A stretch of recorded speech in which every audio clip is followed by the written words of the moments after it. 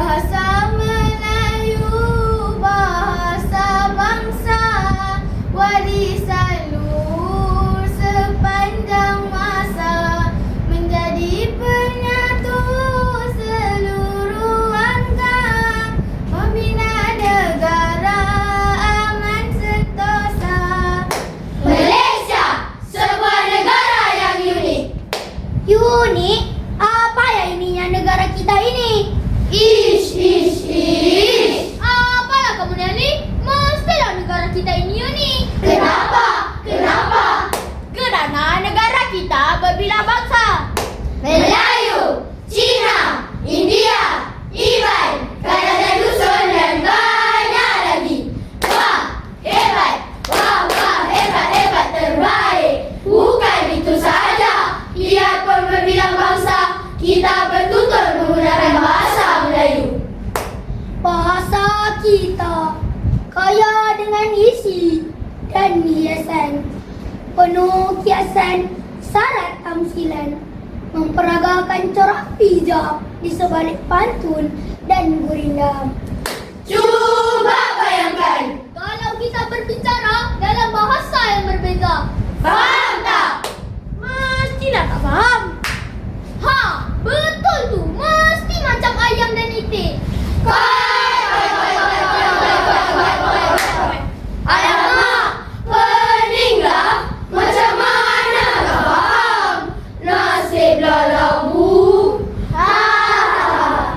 Berbilang kau hidup bersama Melayu, Cina, India semua. Bahasa menjadi pengikat setia. Lahir masyarakat penuh mesra. Kawan-kawan, ya kami di sini. Tiba-tiba lapar pula. Apa tunggu lagi? Kami pun lapar juga.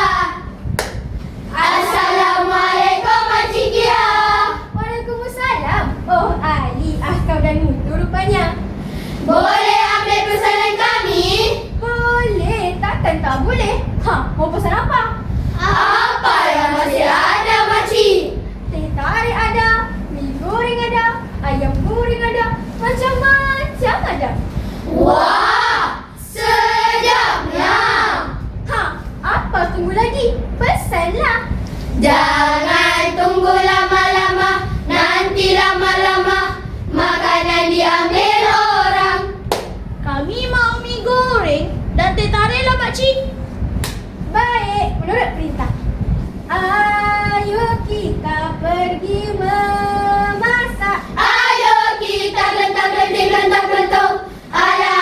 Ale. Siap sudah makanan kamu semua pesan. Wah, sedapnya mie goreng ni. Betul, macam masakan hotel 5 bintang. Cuba bayangkan, Akau dan Mutu memesan makanan dengan bahasa lain.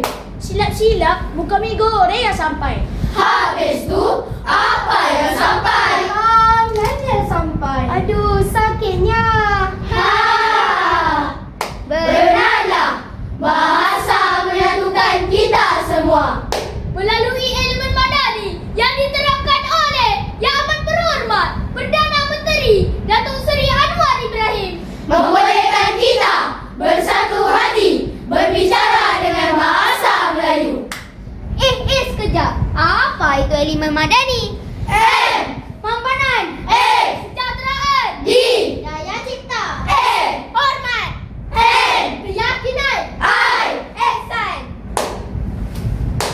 Bahasa Melayu, bahasa jiwa, bahasa bangsa seluruh warga, bahasa penyatu rakyat semua. Malaysia madani aman sentosa. Rasa sayang,